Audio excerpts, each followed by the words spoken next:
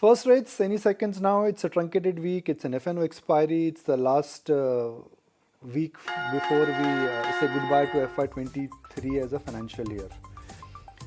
67 points higher, 32 points higher for the Bank Nifty, 67 points higher for the Bank Nifty. The market breadth reasonably better. So we've not regained whatever we lost on Friday, but we are putting at a brave step forward. Folks, if global problems were causing the market sell-off, then trust me, the market would have recovered by now. We continue to underperform, and within seconds of a flat start, you got a print of red on the small cap index and the mid cap index. What do we have on the Nifty? Well, a flat start, no real strong active interest in any of the large cap stocks. If you want to address some of the AMC stocks, some of the banking stocks, that's about it. Mahindra, big downgrade there, and Kotak Mahindra, big upgrade there from CLSA. So those two stocks are individually reacting to news flow per se. But just a very anemic kind of a market, breadth hardly anything, price action hardly anything, and if anything at all, some of the haloed stocks like a Campus, Maneuver, all of them are just getting tossed around here and there. Right, indeed. Campus is currently down by about 0.6%, and we just told you about the news on this one that TPG has sold at 7.6%, and it seems that Societe Generale as well as Fidelity were buyers in that block. SBI Card, their total spends have come lower on a month-on-month as well as year-on-year basis. That stock is lower by about 0.5%. Zydus Life, the US FDA, has issued 3 observations at their Ahmedabad facility. And then Sun Pharma as well, even though there is a brokerage note upping their price target and call on Sun Pharma, the stock is a little bit soft right now as we speak because there is that IT security incident as well of a data leak at Sun Pharma, and I think that is souring the sentiment on the stock. Lupin, some positive news, and UK regulator has issued a 0 observation for their Pithampur unit. Stock is holding up 1% as we speak. BEL, after that 4,300 crore rupee order win. And then, of course, there is Crompton Consumer, the merger with Butterfly Gandhimati. They're looking to share 22 shares of the company for 5 in Butterfly. CG Consumer flat, Butterfly Gandhimati down 1.5% as we speak. What about the overall market? What's that settled in at? Extremely nimble this Monday morning, catching the Monday blues, just marginally higher, really struggling to even make it to that 17K mark. So pretty much a no-go so far. Naresh, does it seem like we could pick up at any point or at least take a direction? Too tough to say because we're not seeing that uptick in the morning itself. But the fact is the same at 16,800 to 17,000. We are right in the middle. So till the time we hold 16,800, we could be more positive than negative. But it's only about 17,200. That is where the conviction comes into the market. Okay, just looking at some of the other stocks as well, you have Phoenix Limited, which is up around 4% as we speak. There was a positive initiation this morning from Morgan Stanley, so the stock is higher by around 4%. Adani group of stocks are quite excited, so Adani Green Transmission are some of the names. As well as on the volume side, it's Balkrishna Industries, which is seeing heavy volumes already, so we are watching out for some of those names as well. And the entire MNC withholding tax increasing doesn't seem to be having a big impact, so whether it's HUL, Nestle, etc., they're all trading with the green. So that worry about the withholding tax going up from 10 to 15% is not having a big impact. But what about the first trade coming in from CA Rudramurthy? What are you strategizing?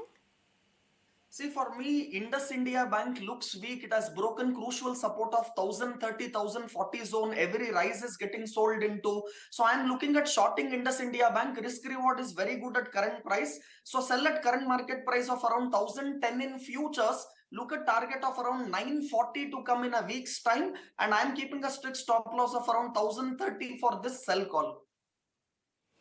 Naresh, what's your first trade stock specific recommendation?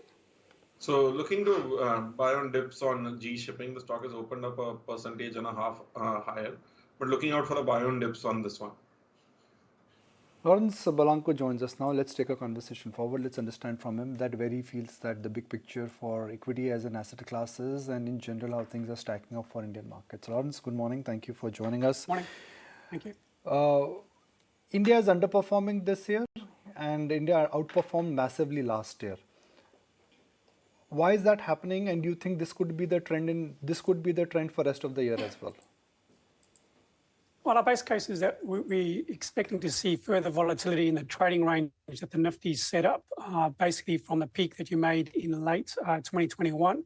And that range, unfortunately, is fairly wide. We're talking about a 15 to 70% wide trading range, which has provided support around that 15,400 area for the Nifty and resistance up at the 18,600.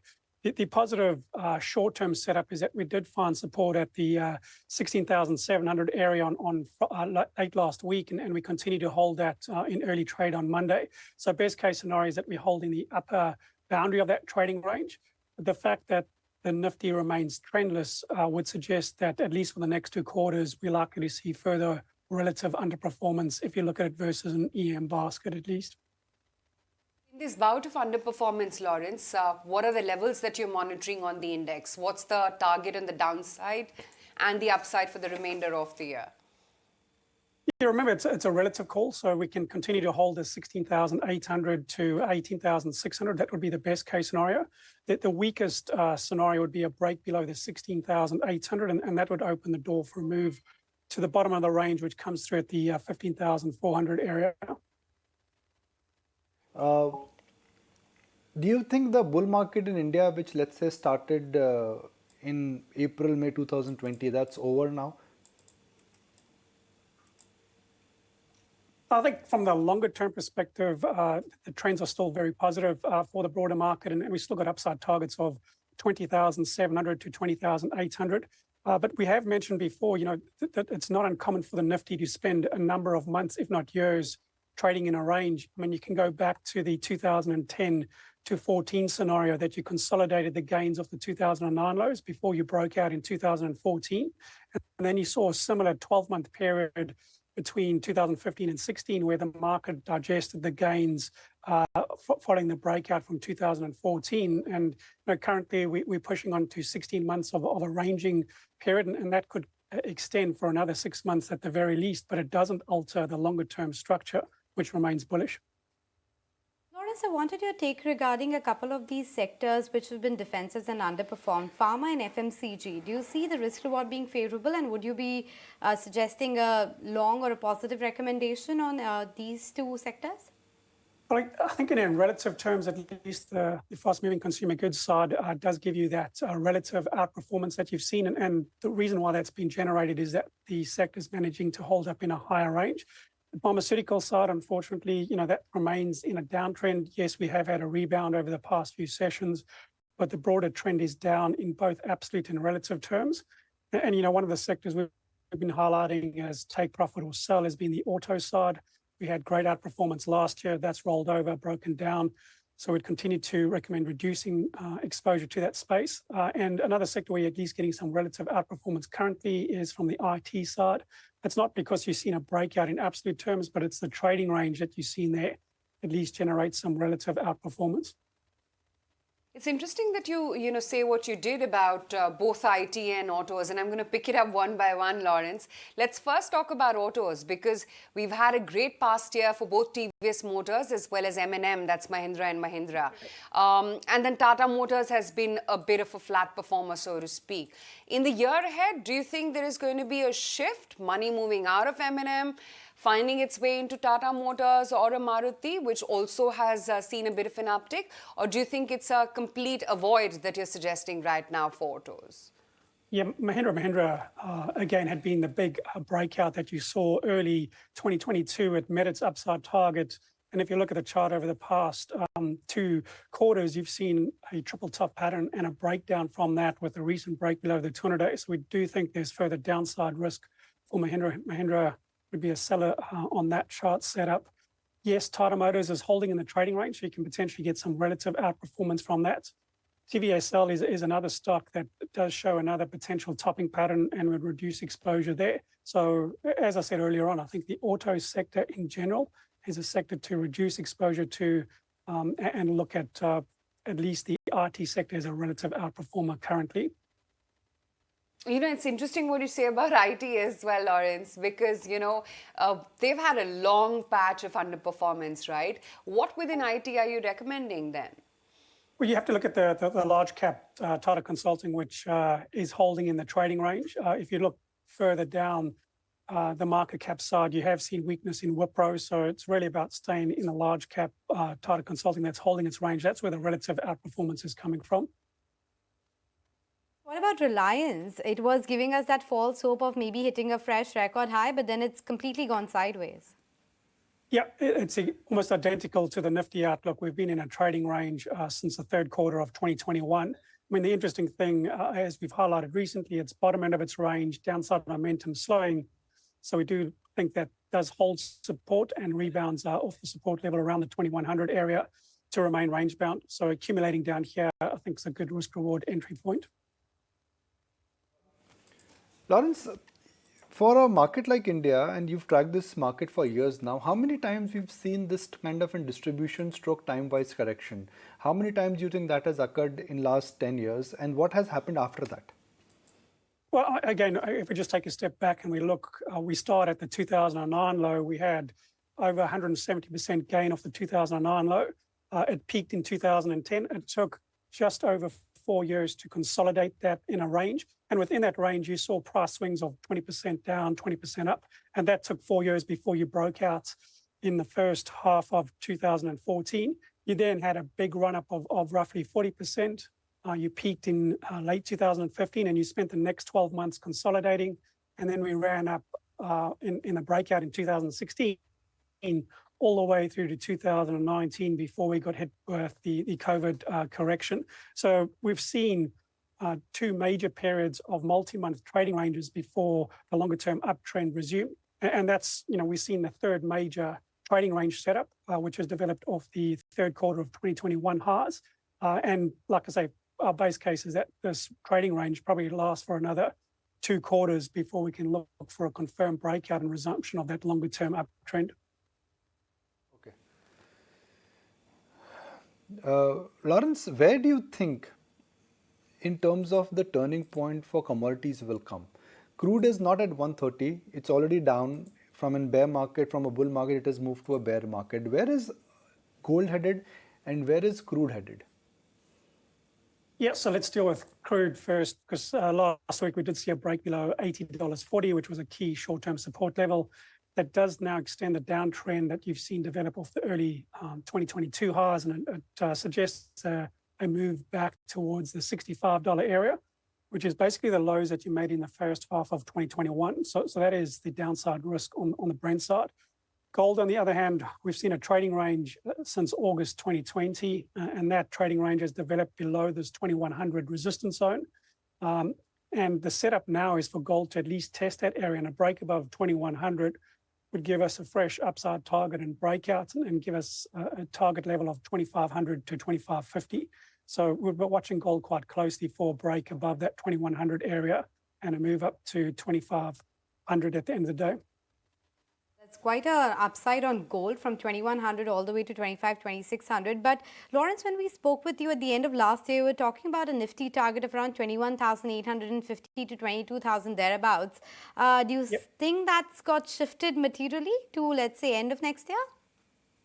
Yes, I think as far as the time horizon goes, the fact that we failed to sustain the breakout in December and the fact that we've pulled back into this trading range does postpone rather than negate that upside target. And like I said earlier on, I think this ranging action lasts another 2 quarters at least. So yes, those upside targets are pushed down the track. You also talked about as to how India is going to underperform in the emerging market basket. So what will hold up, Laurence? And would it be an obvious China trade that's going to work? Yeah, unfortunately, when you do see China, which makes up 40% of the EM index, as we broke out from the October lows last year, the mere fact of the gains that you saw in China had India underperforming, even though you didn't see any meaningful breakdown in India. It was more of that ranging action. And if you look at the MSCI China or the HSI, you've been sitting on this key support area over the past 2 weeks, and we started to react in a positive fashion off those support levels. And we've got a number of DMARC signals that have developed on that recent correction in the Hong Kong China side. So we do think there's definitely immediate sort of upside potential from these support levels in the Hong Kong China side. And that on a relative basis would see India underperform, even though it holds in the current trading range. Okay. Laurence, if one has to, let's say, take a 3-year view from here till, let's say, 2026, middle of 2000 or beginning of 2027, do you think Indian equities, the long-term charts still indicate that there is money to be made here? This market will do exactly what it did after these brief patches of consolidation? Yeah, absolutely. Like I said earlier on, the longer term structure hasn't been damaged at all. And this trading range then would set up a platform for a resumption of that trend. In the short term, though, it's more about tactical swings and rotations within the underlying sector. But from a longer term side, it's still a positive setup for, a push through 20,000 and move up to the 21,800 area and potentially even higher than that. So longer term trend still intact. It's just about digesting the gains of the 2020 lows, and the common pattern has been a sideways range over a period of time. Laurence, you talked about, the fact that 16,800 also is a very key support for the index. And you've obviously highlighted your longer term upside target as well. But in this kind of a scenario, what happens to the mid and the small cap indexes here? Do they drag more from even the current levels because they already have even year to date, or for that matter on a 52-week basis? Yeah, unfortunately, as we've seen in the US, the small cap side does underperform, typically falls more when you are in these corrective periods. So, looking at the Nifty small caps and even the Nifty mid-cap side, you are seeing that relative underperformance. And they already back towards the lows that you saw in mid-2022, rather sitting in the middle of the range, which the Nifty is. So we don't see any signs of relative outperformance in the immediate short term from that mid and small cap space. We're likely to see further underperformance. While you did talk about your upside target of 20,700, you are highlighting a possibility that there might be a 15,400 kind of number that might be there on the Nifty as well. What's the probability of that? I think that's really going to be dictated to on how the developed markets trade, and the 16,800 area we'd put to the equivalent level of 3,800 for the S&P, which is basically gets December lows. So if you look at the S&P over the past 4 months, we've seen this trading range between 38 and 4,100 shows. So should the S&P break below that 3,800 area, that would increase the probability of a Nifty break below 16,800. And for the S&P, a break below 3,800 really opens the door for a retest of the October lows, which is around that 3,500 area. So that's really where the risk of the Nifty retesting that 15,400 increase significantly on an S&P break of 3,800. That's right. Okay, Laurence, we'll let you go on that note. Thank you so much for joining us this morning. For the market, there is a bit of bounce back, which is visible. We are above the 17,000 mark, so 70-point upside coming in for the Nifty. The Sensex is comfortably up around 200 points. And there is a bit of a positive, tilt towards the mid-cap as well, because that also has moved into the green. Even if you look at the advanced decline ratio, that continues to be in favor of declines as we speak. 1,100 stocks to the declining side versus 760, which is advancing. The auto sector is clearly on the back foot. In fact, the Nifty auto has hit a 8-month low on an intraday basis. And if you're looking at some of the stock specific action, should point out what's happening to Thyrocare. It's up a good 6%. Phoenix Limited is holding up well. And then you also have Delivery, etc., which are showing a bit of a momentum on the downside. However, HDFC Bank as well as Mahindra CIE are two of the counters which are down around 3 to 4%. But what's the word coming in from Nilesh as far as IT is concerned, and what could be the impact of global bank turmoil? Is the history repeating itself and we'll see a deja vu of 2008? Listen in to the comments coming in from Nilesh, the MD and CEO at Envision Capital. I think the large cap IT companies will still kind of have that kind of growth. 8-10% growth is here. 8-10%. I mean, if I were to kind of just, and I'm taking Infosys as a reference point, even in the best year, which was financial year 21-22 for the sector, their earnings growth was only 16%. In your best year, you're going to grow 16%. Okay, so I think we have to keep that in mind, that they will probably just grow in a range of about 10 to 12%, depending upon how your operating parameters are. So I would still think that, and the large caps have played out. We've seen a huge rebound. So if we look at it probably sometime later, last year in 22, or the start of this calendar year, the IT stocks were on the lower side. I think we've seen some kind of a rebound trade. I think we're done with that. I don't think from here they can outperform in any significant manner, the large cap kind of pack. I think in IT, I still believe that the change and the delta and therefore the alpha will come in from the tier 2, tier 3 names, the mid to small cap names. There they have very interesting opportunities. Somebody's getting into a new niche, somebody's getting into a new geography, there are client wins, a new CEO, a new leadership team. What do you like? These are the kind, well, we own only 2 stocks currently. We own in fact only one stock which is called LTTS right now. And that's about it. You've sold Tata Elxsi completely? Yeah, we are out of Tata Elxsi. Okay. So we're going to be evaluating. I think we're going to take 1 or 2 more quarters. And I think in that environment, we will come up with extremely good ideas. But see a name like Tech Mahindra, which is large cap. Change of guard there. Yeah. But I think there's a change of guard. Somebody with strong credentials is really coming in out there. It's got the pedigree of the M&M group. The group CEO of M&M has been very aspirational and is really driving individual operating companies really hard. There is a change in leadership for Tech Mahindra. Size is great. They have very minimal exposure to BFSI. They are in communications and telecom and all of that. So that's one company where we haven't invested yet, but I think we would want to be watchful. We would want to see what the new CEO has in store in terms of his aspiration, his strategy and all of that. We will see and we'll evaluate and maybe take a call there. So that's like one of the names which is part of our prospect list but is not yet in the portfolio. But this is the lowest positioning in IT in your portfolio as a weightage? Yes, absolutely. You're supposed to be the IT guy. Yeah, but I think anything in IT, go and ask Nilesh. I think Nikunj in 21 and some bit of early 22, I think we had a lot of excesses in IT. Okay, I mean, look at the excesses that we saw in names like Tata Elxsi and Persistent. 60 times, 70 times. I mean, all of that. Okay, and so I think the markets had priced in as if the margins that they were reporting and the growth rates that they were reporting will continue for very extended periods of time. I don't think so, because our IT companies are services companies. These are not product companies. Again, within technology, maybe some of the SaaS companies, we don't own any of the SaaS companies yet, but I think some of them also might look very, very interesting. Some of them have come off by 60% already, 50, 60, 70% has been a shave off. Maybe some of them become very, very interesting. Okay, we'll take the finance bill and the implications of that theme forward. Kamayani Nagar, CEO with Bajaj Wealth, joins us now. To understand that what really could be the impact on the institutional inflows into the debt mutual fund, and in next couple of days, now that the finance bill has also allowed grandfathering clause, a lot of HNI and institutional money, will it move back into debt funds? Kamayani, good morning. Thank you for joining us. In your understanding, what could be the real impact on debt mutual funds, especially from HNI investors and from institutional books who, in a sense, historically have always preferred debt schemes over FD because of taxation benefits?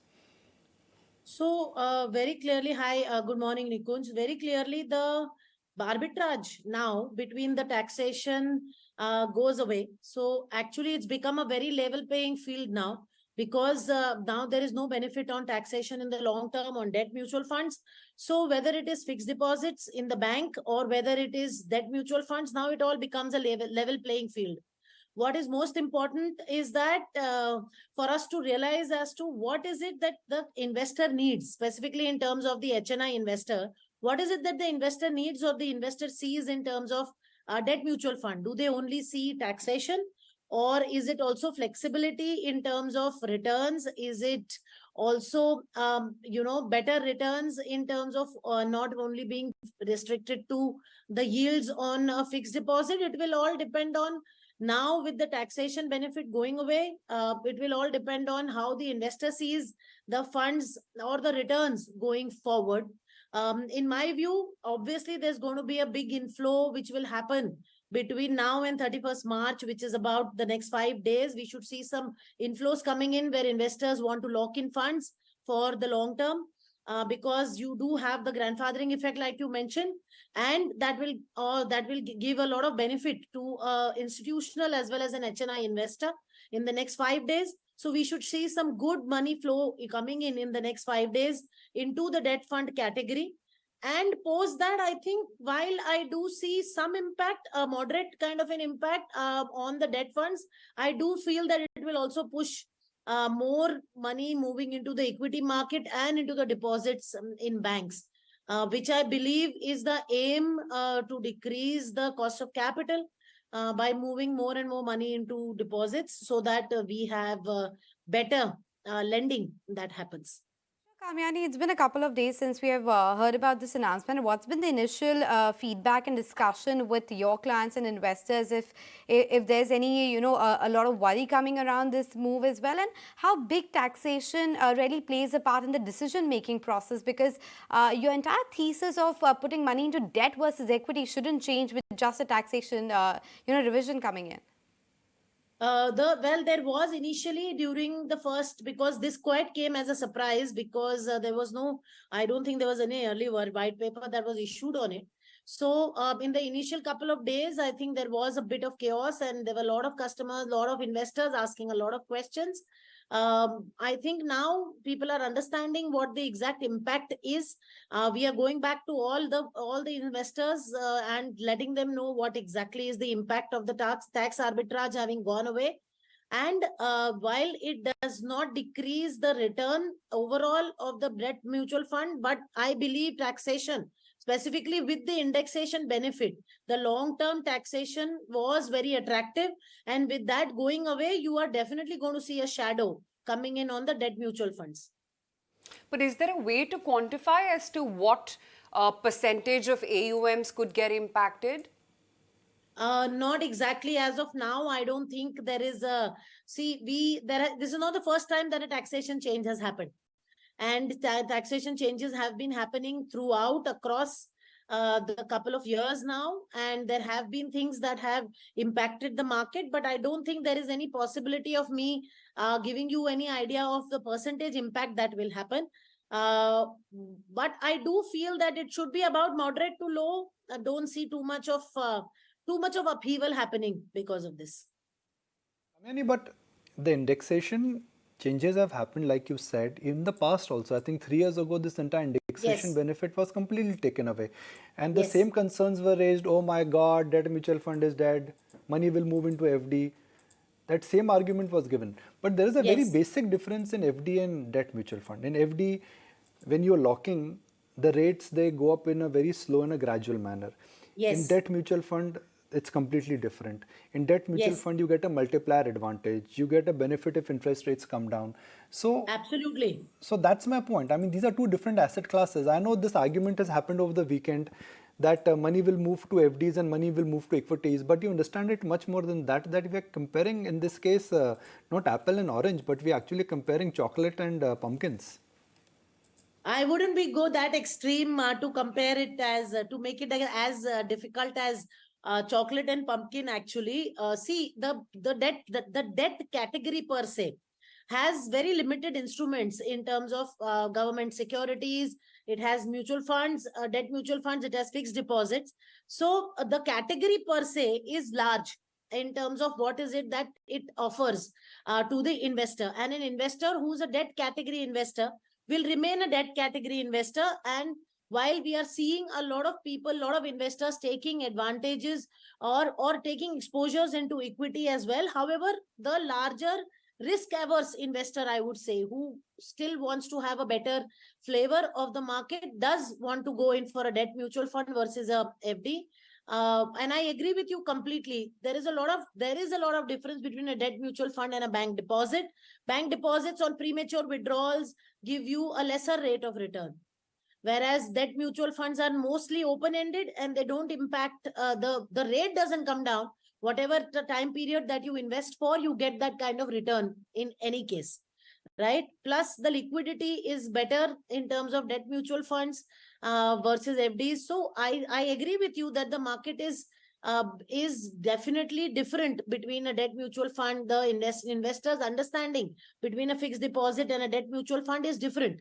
And there could be some migration between debt mutual funds and FDs. However, I clearly feel that we are not looking at a very major impact, which is why I said only moderate to low, if at all, in terms of migration of some amount of debt mutual funds to FDs. I believe the larger impact will be in terms of, or if you see an impact, the impact will be larger seen in terms of the the large money where the indexation or the tax plays a very large role. So the money or super HNI going into debt, I think that is where you will see more of an impact. Yani, we'll let you go on that note. Thank you so much for joining us today. But let's continue the discussion about the impact of the debt mutual fund taxation revision on the NBFC industry as well, because it is having a negative connotation given the fact that cost of funds is likely to go up. Let's discuss it more with Mr. Vivek Karve, the CFO at Mahindra Finance, to understand exactly what they expect as an impact of this decision. Vivek, hi, thank you so much for making time and speaking with ET now. I just wanted to begin by just that. What do you think will be the impact of this amendment with respect to the source as well as the cost of funds for NBFCs? So I think it will be interesting to look at what is the population that we are talking about. So if you look at the debt mutual funds, the debt mutual fund category is about 12 lakh crore rupees. Now, in that category, if you were to look at those mutual funds who typically would invest, say, more than 3 years, say the more tenured papers, that would roughly be about 2 lakh crore rupees. And if you look at the overall mutual fund industry, that's about 39-40 lakh crore rupees. So it is important to understand whom are we talking about. So we are probably talking about a 2 lakh crore industry, which is more tenured papers, number one. If you look at various NBFCs like us, and if you look at our ALM, the ALM would be typically in the region of 25 months to 30 months. So that is how we would be borrowing from the market. So are we borrowing very long tenured papers from mutual fund industry? The answer is no.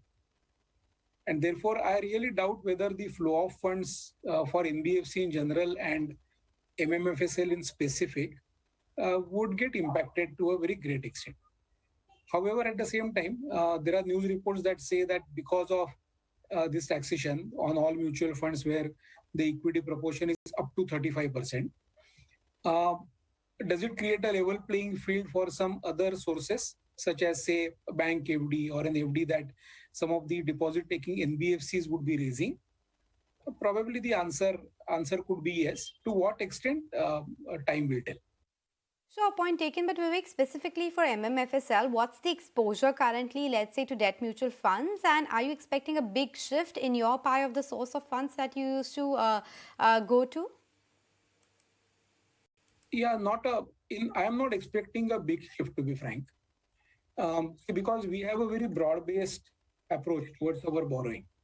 So there would be borrowing from the banks, there would be borrowing in the NCD market. Even in the NCD market, banks would be investors, insurance companies could be the investors, mutual funds could also be the investors. Then apart from this, we have securitization as a tool, we have fixed deposits as a tool. So not just us, but none of the NBFCs would be highly concentrated when it comes to borrowing through the debt market or the market borrowings from the mutual fund industry. So, just to interject, isn't the exposure to debentures currently at 43%? We are also, in our investor presentation, we also give some disclosure as to from where we are borrowing. So if you were to go to our Q3 presentation, in the Q3 presentation, we are saying, say, suppose 100 rupees is the total borrowing that we have. Only about 8.4% is the share of mutual funds as our borrowing source. How the banks and the various developmental institutions will constitute 56%. Insurance companies and pension funds cost about 18%. FIIs and corporates cost about, they contribute about 7%, and the others contribute about 10%. So the weightage of mutual funds as a source of borrowing for MMFSL is pretty moderate at about 8.8%, 8.4% as of 31st December. Right. But the fact is that cost of funds is also, headed higher with the central bank rate actions. So how confident are you of sustaining your Nims above 7%? Again, a question of crystal ball gazing you are asking me, but let me make an attempt. So Fed, as you know, has already increased the Fed rate by another 25 basis points. My belief is that RBI may follow suit by doing a commensurate increase in the repo rate by another 25 basis point. However, given that the world at large is looking at a recession, whether and especially in the US when there is so much of uncertainty, there could be a halt on this rate increases going forward, which means at some stage the rate increases will stop.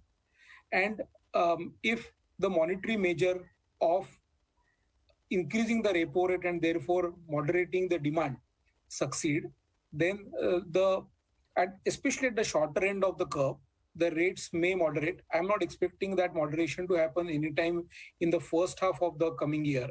It may moderate towards the second half of FY 23-24. But very difficult question to answer, to be very frank with you. Nims will be 7% above, and you will be able to pass on the rate hikes to customer when it comes to the disbursement? So Fed, as you know, has already increased the Fed rate by another 25 basis point. My belief is that RBI may follow suit by doing a commensurate increase in the repo rate by another 25 basis point. However, given that the world at large is looking at a recession, whether and especially in the US when there is so much of uncertainty, there could be a halt on this rate increases going forward, which means at some stage the rate increases will stop. And if the monetary measure of increasing the repo rate and therefore moderating the demand succeed, then especially at the shorter end of the curve, the rates may moderate. I'm not expecting that moderation to happen anytime in the first half of the coming year. It may moderate towards the second half of FY 23-24. But very difficult question to answer, to be very frank with you. So what about your asset quality? Gross NPAs have been trending lower and sub 6%. Is the trend here, and is it likely to continue? You're right. I think there has been a very concerted effort to bring the NPA down by diversifying the asset base as well as intensifying the collection efforts and using all the necessary legal avenues that are available to provide more effectiveness to the collection machinery. And those have been yielding very good results. So you would have observed that on a sequential basis, the asset quality has been improving. And our attempt will be to sustain this asset quality as we look at entering the new year, which is FY 23-24. And to your specific question, whether we are seeing any pressure on asset quality as we speak, the answer is no. So since you're talking about the guidance, your guidance for return on asset was also around 2.5% by FY 25. You're on track for that? Yeah, I think that's been our aspiration and we will work very hard towards it. As you would note, for the first 9 months of the current year, we were able to deliver an post-tax ROA of 2.1%. Okay, Vivek, we'll let you go on that note. Thank you so much for joining us with that perspective of how this amendment is likely to play out for the NBFC sector as a whole and MMFSL specifically. For the markets, holding on to that 17,000 and the Sensex 2 up around 200 points. So the recovery in the Midcap has fizzled out. We are back down around 60 points on the Midcap index. Taking a short break. Don't go anywhere.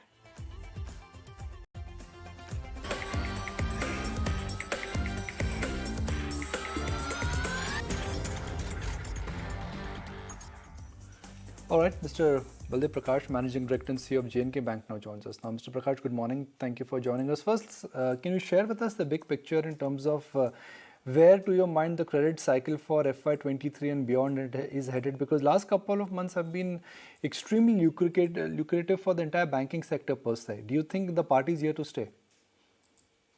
Good morning, Nikunj. Good morning, and thank you for having me on your show.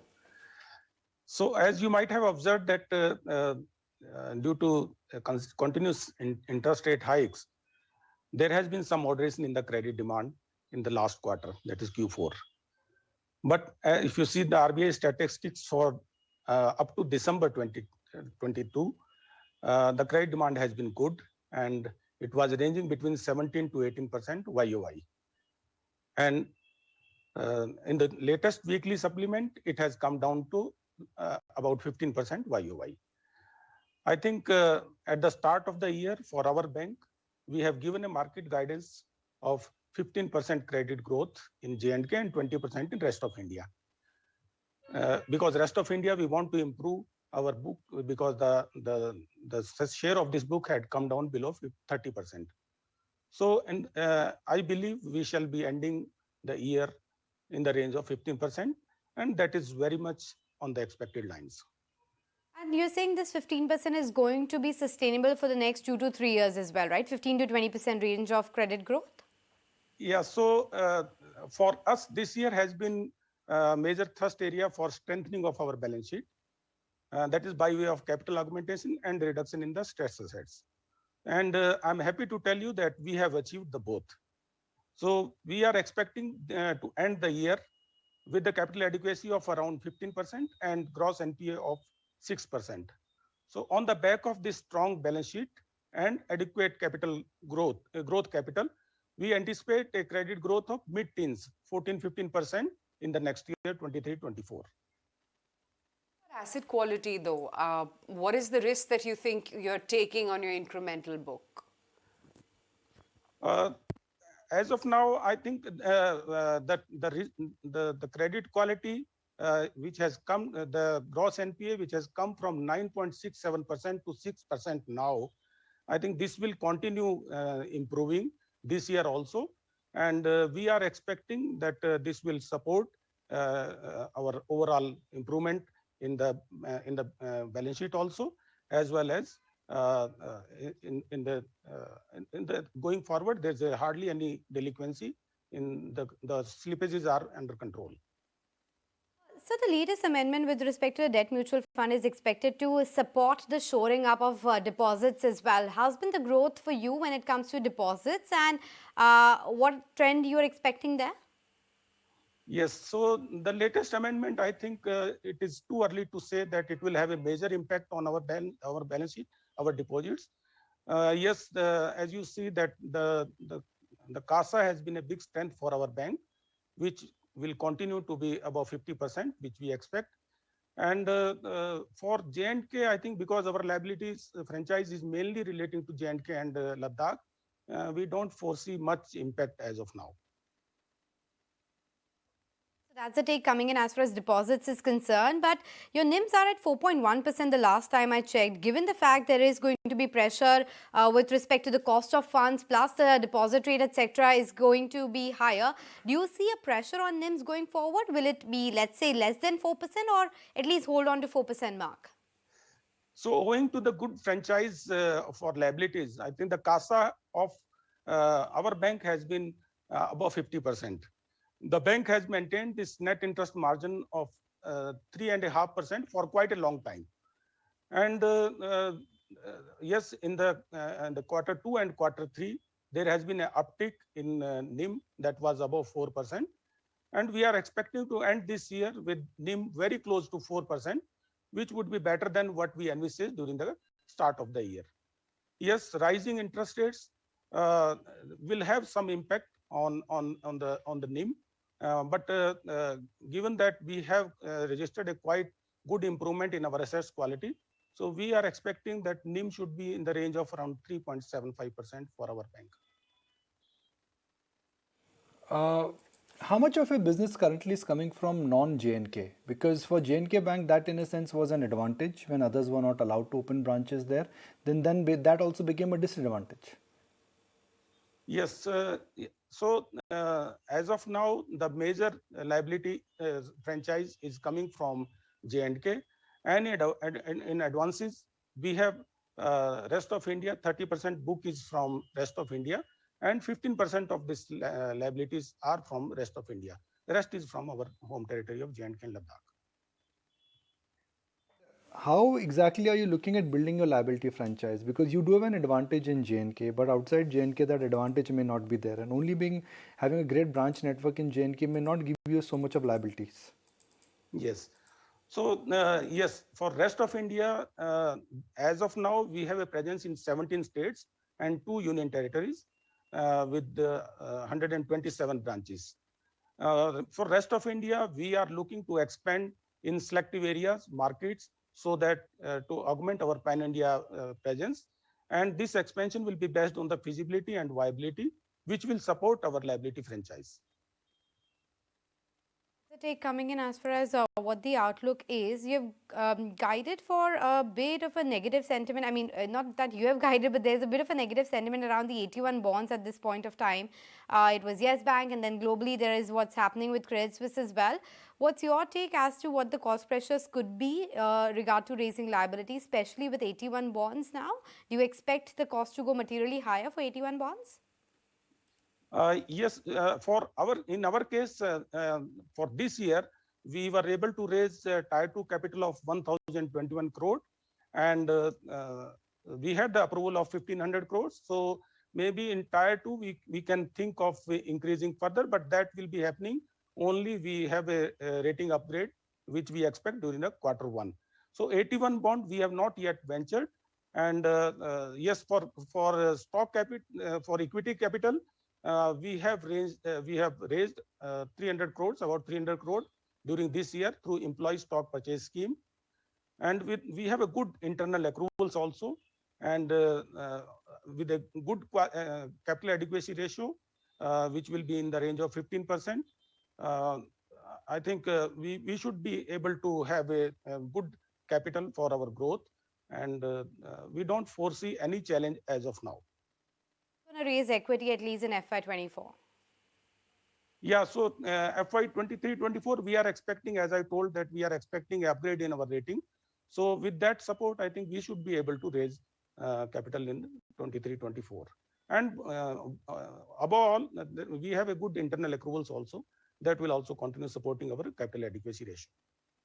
Looking to raise if indeed the rating uptick comes in? Yes, we expect that, because a lot of improvement in all parameters you might have observed in the bank in the last 1 year. And we expect that that should happen, that the rating upgrade must happen now.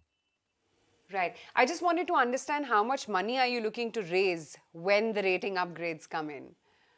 So we had the approval of 1,500 crores, as I told, and we raised 1,021 crores. So the remaining amount we will raise in Tier 2, and in Tier 1 we had the approval of 500 crores, 300 we have raised.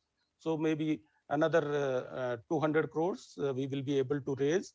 But for that, for capital raising in the on the equity front, it will depend upon the credit growth momentum, the market sentiments, price to book multiple, because we are not looking to dilute at a level below our intrinsic value. Right. Okay, Mr. Prakash, great to have you on the show today. Thank you so much for taking the time out. Thank you, ma'am. Okay, let's move on. Let's just discuss what the state of the market is and where is it that we've settled in at after that quiet start. Continue to be absolutely quiet. 17,031, you have seen a smidge of an uptick of about 0.5% or so.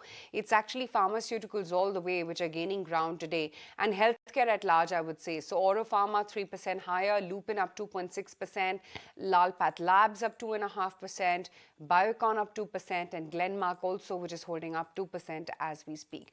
Within the Nifty, some support coming in from L&T, from SBI and Reliance, which is up about 1% or so. Hindalco as well, not looking all that bad. But yes, M&M is your top drag on the index this morning, down 1%. But let's take it across to Naresh Mirani, get in some chart busters, some trading ideas. Naresh, GE Shipping, what is it that you're spotting on the charts? So the first thing which it popped up was the fact that it saw a 3x to 4x volume jump up on Friday. On a day when the market was under pressure, the stock closed well. Then we look at a little longer term chart, we notice that 550 was the recent breakout. It got retested, made a couple of bottoms out there, and now it's trying to make a breakout move. Also, the longer term charts indicate a major breakout took place for the stock at 450, 500. After that initial move to 750, the correction is also done. And now we could again be starting the new leg of the trend, wherein it could go back to 750 and higher. The risk reward still looks interesting. A stop loss at 605 and a target price of 750. Shipping, that clearly is a stock that Naresh is positive about. But let's go across to the picks coming in from Naresh as well. What are the other picks that you are highlighting for us? So continue to like HDFC Bank for a bounce, a stop loss at 1550 and a target price of 1650. Second is a buy on Godrej Consumer. The stock is on verge of a big breakout, holding on well above that 950-55 mark. A stop loss at 948 and a target price of 1000. All right, Naresh, thank you for that. Kumal Rajgopalan, CEO Retailers Association of India joins us now. Mr. Rajgopalan, good morning. Thank you for joining us. Now, walk us through about the key highlights from the recent demand survey. Any retail slowdown whatsoever which is visible? No, I think the month of February, which is the latest data that we've got, shows an overall growth of about 22% across modern retail. Now, this also suggests the data also suggests that the growth has been quite good in the west of the country, in the east of the country. It's been decent in the north of the country, but the south of the country growth has not been very, very high. In the sense, it's about 16% as compared to 19, 20, 22%. So that's one.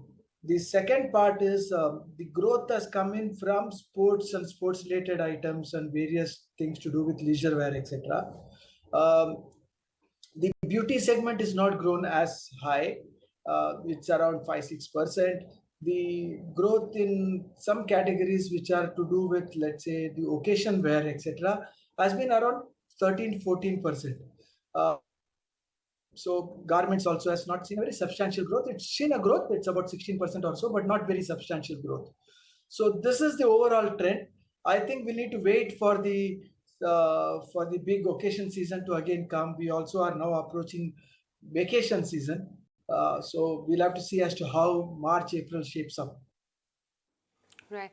We also recently spoke with retailers from consumer durable companies, car dealers, which hinted at, Holi Gudi Padwa being a bit slower than expected. What is your reading on the same? See, the February data does not show that very clearly. Cars, obviously, we don't monitor cars, but the CDIT, which is consumer durables and information technology products, have still shown a good 19% growth over pre-pandemic levels. We are all talking about growth over pre-pandemic, right? It's not very large. It's not bad also. The Gudi Padwa sales specifically, we've still yet to get our data. But currently, I think the very large items are still getting picked up. The problem has always been about discretionary items which are at a low price point or a slightly mid-range price point. And that question mark is still there in the market.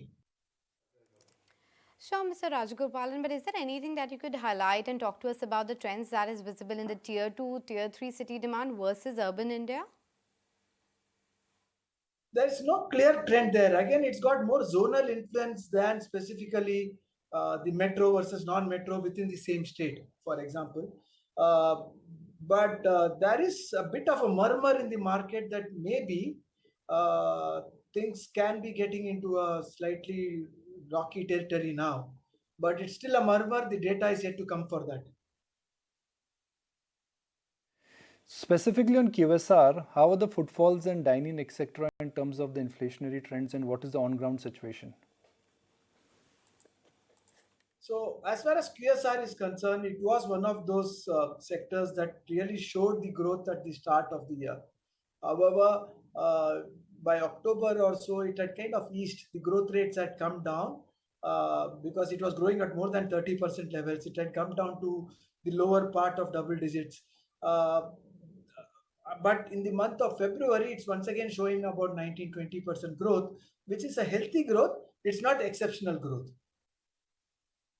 Coming back to various segments you talked about in your first reply, you said that apparels and consumer durable sales are soft. So then are we seeing higher discounting than normal to push sales higher? I think there are two types of companies that have emerged thanks to COVID. One set of companies are those that have been very careful in the way they've planned their stocks. They've also become more nimble in their stock turns, and therefore they have not stuck with too much of stocks. However, there were some companies which had to really do very long range planning. Those were the companies that got itself into a knot, because if they ordered for, let's say, 80-90 stores and they were expecting an X amount of sale, and currently the sale is X minus 10%, that 10% will also come back and hit them slightly. The sale numbers were okay, but frankly, nowadays sale is a normal concept. Every day there is sale thanks to the marketplaces that's operating, and because everybody expects discounts on marketplaces, and marketplaces have become a method to sell old stocks. So yeah, I mean, some companies have not been able to really keep their stock levels very low. We also hear that similar cases have happened even in the case of, for example, computers. There seems to be a bit of a glut in the market for computers. There was a big requirement for computers during the pandemic. Post that, there was always the worry that the supply chain could be impacted because there were chips issues and various things there. All that has got now eased out. Supply is very good, and suddenly there is a glut in the market, and some brands are facing gluts, while many others have been very careful in the way they planned their stocks. Sure, Mr. Rajagopalan, one trend that we have been witnessing is that the luxury and premium products have been doing well, while it's the lower end of the product range, wherein the demand is a tad bit sluggish. Your take on the same? Is that happening across all categories, you will say? Yeah, currently it looks like the consumption at the lower end of income brackets is at a very cautious state, so to say. I think while they are spending the same amount of money that they would have spent, the number of units that they are purchasing thanks to inflation is come down. The income levels have not dramatically gone up for them, obviously. Hopefully, with this inflation arrest happening now, and if this continues, then the people at the bottom of the pyramid will also start consuming again with full force. That's where the real India growth story really would showcase at its full might. So we'll have to wait and watch. Right, rural demand has been pretty steady over the last 2 to 3 years, but now it seems that El Nino could be a spoil sport. What is your observation? Frankly, the rural demand has been quite good over the last 2-3 years' time. I mean, there have been times when it kind of dipped, but otherwise it's been okay. The worry definitely is at the bottom of the pyramid, like what you're saying. With El Nino, or if the range does not really follow the pattern of good grain that was there in the last 2-3 years, it might have an impact. We'll have to really see how the government machinery and the various people who are supposed to support coming into play. There has been enough stock of various grains, etc. in the country. I'm told that there is an ability to handle it, but on ground, how things really work, we'll have to wait and watch. Right. Okay. Thank you so much for taking the time out and highlighting all that's going on with the space right now. Good to speak with you as always. Let's take a very quick break. We're for now holding on to that 17K mark. In fact, slightly building up on that as well. Hear out then what Ravi Dharmshi has to say about the current market construct.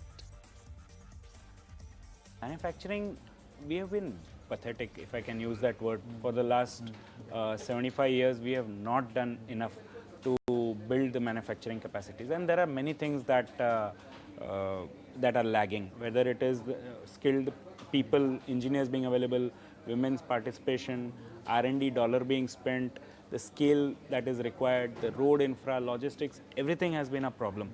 Okay, so judiciary, if I may add, the kind of backlog that we have of the cases, the kind of implementation of the commercial contracts, and the back and forth on the taxation, there are many things that keep people off. But, and see, 2014, Make in India started. It was great on intent. But what we realize is that everything goes through a learning curve. You cannot expect it to be a hit from day one. Over a period, government realized that there are too many sectors over here. It is still a motherhood statement. The bureaucrats are not necessarily following the, towing the line. So they changed and they improvised and adapted to make the scheme more effective. They reduced the number of sectors. They incentivized and they used the carrot and stick approach. I mean, I would say Sam, Dam, Dand, Bhed, everything was used. You incentivize with taxes, you give protection with tariffs, you provide a level playing field, and you incentivize scale. PLI, I think, is a game-changing. And in fact, they went a step ahead in terms of in defense, where they actually banned imports. So any and everything is being tried. A kitchen sink is being thrown. You are trying to get the logistics in place. We are trying to get the road network, the railway network, the airport network, everything being put in place. And we can see with our eyes, anecdote. We don't need anybody's confirmation that it is improving. Are we there yet?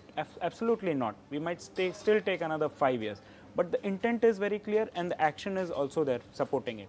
So the confluence of all the steps that have been taken over the last 7-8 years are finally coming to fruition, and we are beginning to see some output or some results, like in the case of electronics manufacturing. We have now gone from being huge importer, mobile manufacturer, we are gone from being importers to exporter. It might be a small number in terms of $1 billion export, but it's a huge thing that we are going to be exporting and not importing. And see, what happens is everybody always starts at the bottom end of the value chain. Okay, you're first going to import everything and get the assembly line in place. As we move along the curve, now again the Foxconn is coming in with a chip plant probably, and the entire ecosystem surrounding the Apple AirPods and iPad is also coming to India. Then we will move along the chain as the component assembly, and eventually the design and the complete product is also finally built in India. I think that day will also come. Maybe it is 5-7 years away. But this is how the trends begin. And all we are saying is that we are at that inflection point, and this trend is going to last long. Manufacturing contributes like 10%, which is lower than some of the even emerging markets. Yeah. So this contribution has to go higher. 25% over a 10-15 year, I would say, is a real possibility, and now we have taken some concrete steps towards achieving it. Fintech is some place where we believe a lot of money has gone in the private equity space in the last 5 years. But the maturity of the business model is still lacking. Most of the business models are still around payments in fintech. See, it is finally a regulatory driven sector. So RBI needs to allow more kinds of business models for for them to start becoming not being just customer sourcing or the final segment in the whole scheme of things. The day these models start taking risk on their balance sheet, and they are the ones who are doing based on their analytics lending, and they are able to do recovery also, is I would say, okay, now the fintech space has come of age. Today it is only about sourcing clients, and still it's the banks who are doing the lending on their balance sheet. These players are only acting as if they're sourcing the customers for the banks. That's what it is. So I need to see the evolution of the business model to the next stage, and they need to build strong enough balance sheet, and it should not only be about cash burning. So that is what we focus on. I mean, I don't want to being early also is a challenge in any particular space, because on the curve there is a chasm, the valley of death, and very few companies survive out of that. The way we play, we want to buy companies that have crossed that chasm. So I see very few companies in the fintech space doing that kind of work or having crossed the chasm. So we'll wait and see.